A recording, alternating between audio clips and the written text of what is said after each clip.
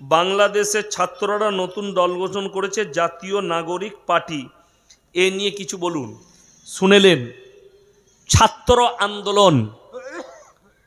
আজকে পড়াশোনার মান ভারতবর্ষ নয় পৃথিবীতে নষ্ট হয়েছে সব দেশে একটাই কারণে, যখন স্টুডেন্টরা রাজনীতিতে যুক্ত হয়েছে।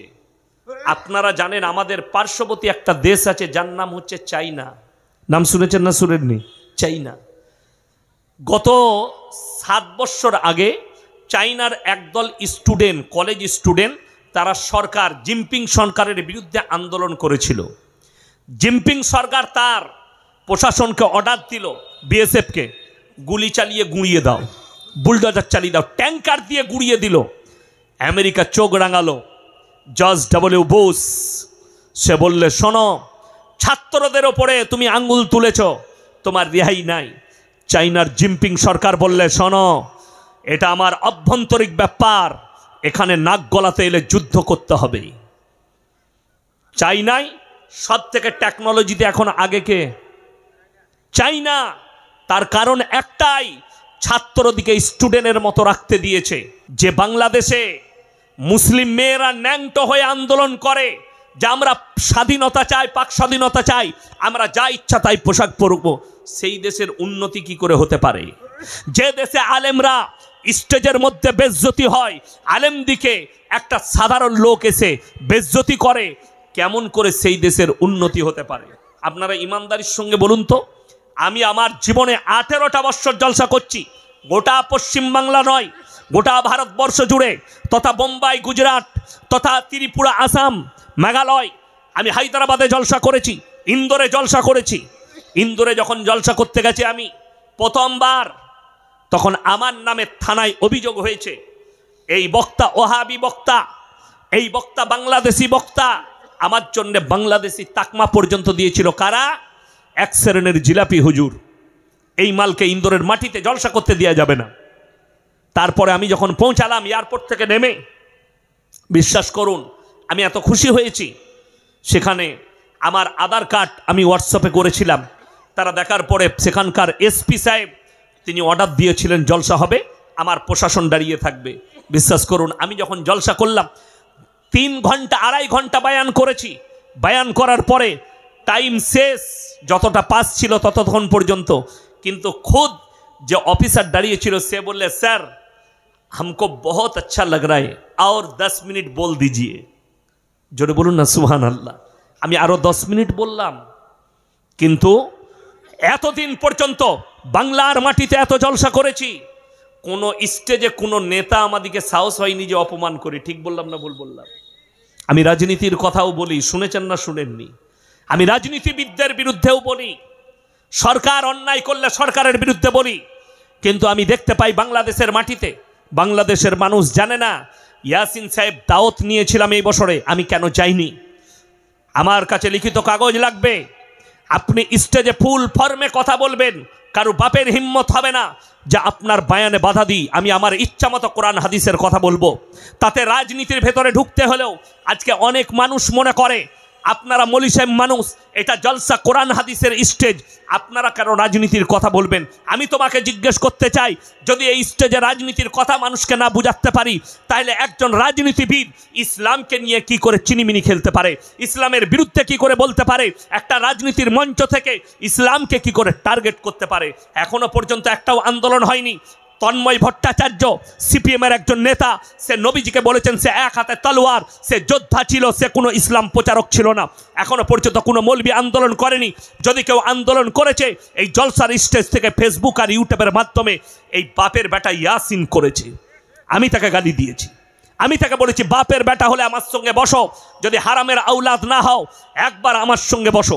প্রতিনিয়ত নাজিয়া ইলাই খান বলে একটা মেয়ে ইসলামকে গালি দিচ্ছে, মৌলবিদিকে গালি দিচ্ছে। আর শফিকুল বলে আরামবাগে এক হারাম আউলাদ আছে, সে নিজেকে বলে মুসলিম কিন্তু একে মুসলমান বলা যাবে না। আমি তার কাছে টাইম চেয়েছিলাম, বাপের হিম্মত থাকলে আমার সঙ্গে 10 মিনিট বসো, যে কোনো জায়গায় বসবে। আমার 100টা ইউটিউবার থাকবে, তোমার যতগুলো দালাল মিডিয়া আছে ডাকবে, আমি 10 মিনিটের ভেতরে প্রুফ করাবো ওটা কাফের, ওটা মুশরিক, ওটা বেঈমান, এ মুসলমানই হতে পারে না। যারা আল্লাহর বিরুদ্ধে বলবে তার বিরুদ্ধে আমি বলবো না, বড় কষ্ট লাগে।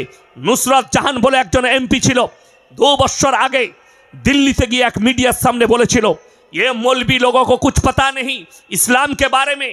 मेरा बाप हाजी साहब है, मेरा बाप भी नमाजी है, लेकिन मैंने बताया था सुन लो, अगर हिम्मत है तो हमसे बैठो।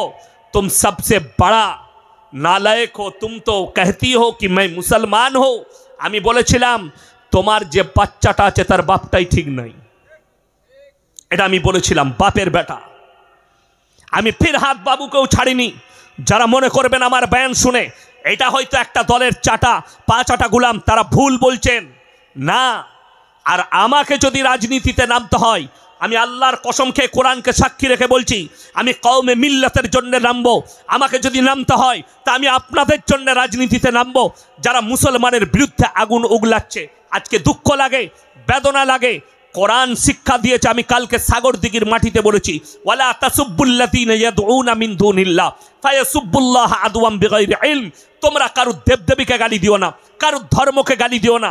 সে যদি অজ্ঞাত অবস্থায় তোমার আল্লাহকে গালি দেয়, তোমার ক্ষতি হবে। আমার 1 লাখের বেশি বয়ান ছুটছে। আমি আমার দেশের দলিত ভাই, আমার আদিবাসী ভাই, আমার হিন্দু ভাই, আমার শিখ ভাই, আমার পাঞ্জাবি ভাই যতগুলো আছে তাদেরকে অনুরোধ করে বলছি, আমার একটা স্কিপ বার করো যে কারো দেবদেবীকে গালি দিয়েছি, আমি শ্রী রামজিকে গালি দিয়েছি, আমি দুর্গাকে গালি দিয়েছি, আমি মা দুর্গাকে গালি দিয়েছি, মা সরস্বতীকে গালি দিয়েছি, মা কালীকে গালি দিয়েছি। যদি আমার একটা স্কিপ বার করতে পারো, আমি আর জীবনে সমাজের বুকে বক্তব্য রাখবো না। কিন্তু জেনে রেখে দিবে, কেউ যদি বলে, আজকে ভেবে দেখুন, যে লোকটা মাথায় টুপি দিয়ে আপনার পাশে বসে ইফতারি করেছে, যে লোকটা বলেছে যে এই ভারতে মুসলমানরাই প্রথম ইংরেজদের বিরুদ্ধে আন্দোলন করেছে, সেই লোকটার বক্তব্য ছুটে বেড়াচ্ছে ফেসবুকে।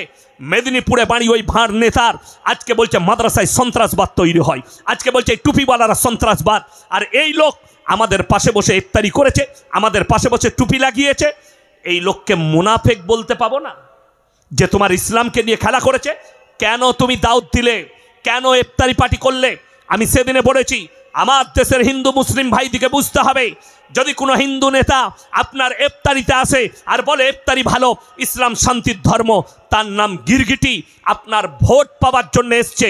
কালকেই যদি ও হেরে যায়, দল পাল্টালে তার মুখের ভাষা পাল্টিয়ে যাবে, যেমন মেদিনীপুরের একটা নেতার পাল্টিয়ে গেছে। কালকে ইসলাম ভালো ছিল, কালকে মাদ্রাসা ভালো ছিল, কালকে মাদ্রাসা থেকে আন্দোলন শুরু হয়েছে, এই কথা তার মুখের বয়ান ফেসবুকে আমিও শেয়ার করেছি বয়ানটা। আজকে সে বলছে মাদ্রাসায় সন্ত্রাসবাদ তৈরি হয়।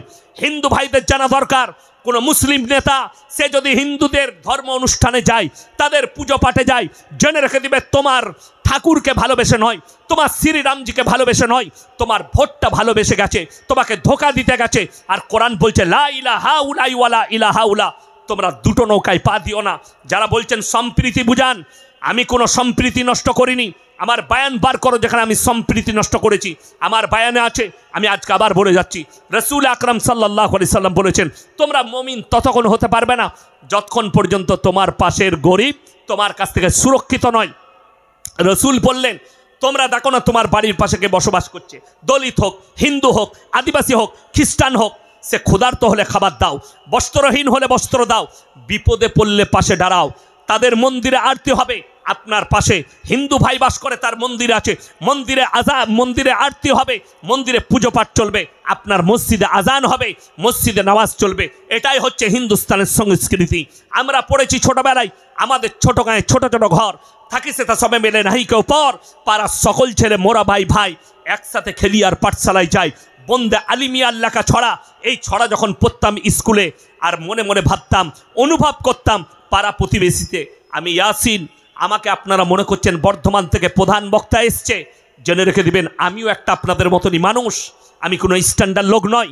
আপনাকে যেমন আল্লাহ সৃষ্টি করেছে আমাকেও সৃষ্টি করেছে, আমি কোনো মহৎ ব্যক্তি নয়। আমার জানেন ক্লাস ফ্রেন্ডের নাম কি? আমার বেস্ট ফ্রেন্ড ক্লাস ফ্রেন্ডের নাম হচ্ছে সুনীল দাস। ফুচকা বিক্রি করে আমার মাদ্রাসার সামনে। আমি বেরিয়ে এলে, আমি পরশু ফোন করেছি, এই আমার ছোট মেয়ে বলছে ফুচকা খাবো, বসিস নি আজকে? বললে হুজুর আজকে বসিনি, তবে প্রথম রমজান থেকে বসবো, মুখটা ছাড়াবো আপনাদের রোজাতে। কতটা বুঝতে পারেননি? কত ভক্তি, কত শ্রদ্ধা। যাদের মনে হচ্ছে সম্প্রীতি নষ্ট করছে, আপনি আমার এলাকায় আসুন, আপনি বুঝতে পারবেন। আমার গ্রামে ৪৫০০ বসতি আছে। কত বললাম? সমস্ত মুসলিম বাড়ি, একটা অমুসলিম ভাই নেই।